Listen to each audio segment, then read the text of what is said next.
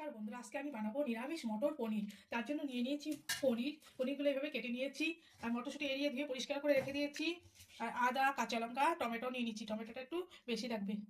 জল বসিয়ে দিলাম, জলের মধ্যে অল্প পরিমাণ লবণ দিয়ে দিচ্ছি। দিয়ে আমি মটরশুঁটিগুলোকে হালকা সেদ্ধ করে নেবো। মটরশুঁটি দিয়ে দিচ্ছি, তাহলে হালকা সেদ্ধ করে নিতে হবে। কড়াই বসিয়ে দিয়েছি, কড়াইয়ের মধ্যে দিয়ে দিচ্ছি সাদা তেল অল্প পরিমাণ। হয়ে গেছে, তেলের মধ্যে দিচ্ছি টমেটো, আদা, কাঁচা লঙ্কাটা দিয়ে দিচ্ছি। 4-5টা কাজু বাদাম দিয়ে দিলাম, অল্প একটু লবণ দিয়ে দিচ্ছি। এটাকে ভালো করে নেড়ে চেড়ে নিতে হবে।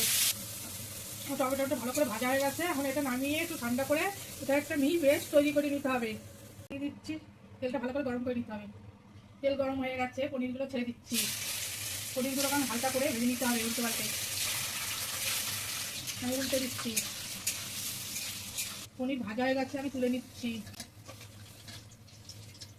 তেল ছিল, তেলের মধ্যে দিলাম এলাচ, দারচিনি, লবঙ্গ, তেজপাতা, গোটা জিরে। ফোড়নটা একটু নাড়াচাড়া করে নিতে হবে। সেটাকে টমেটোর পেস্টটা এখন দিয়ে দিলাম। মশলা বাটিটা ধুয়ে একটু জল দিয়ে দিতে হবে। এর মধ্যে দিয়ে দিচ্ছি জিরের গুঁড়ো পরিমাণ মতো, ধনিয়ার গুঁড়ো পরিমাণ মতো, লঙ্কার গুঁড়ো পরিমাণ মতো,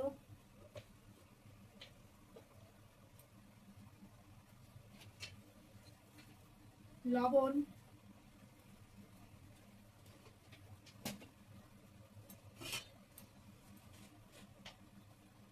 হলুদ,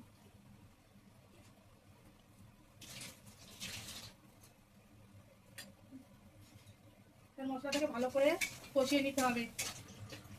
অল্প একটু চিনি দিয়ে দিচ্ছি, দিয়ে নেড়ে দিচ্ছি। সেদ্ধ করে রাখা মটরশুঁটিটা এখন দিয়ে দিচ্ছি, দিয়ে নেড়ে নিতে হবে মশলার সাথে। এখন এর মধ্যে জল দিয়ে দিচ্ছি, আপনারা যে যেরকম গ্রেভি খাবেন সেরকম দেবেন।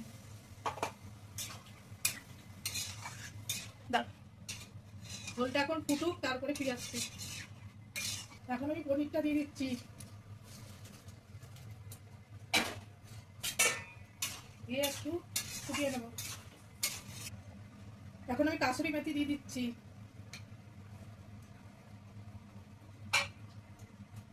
আর ঘি দিয়ে দিচ্ছি।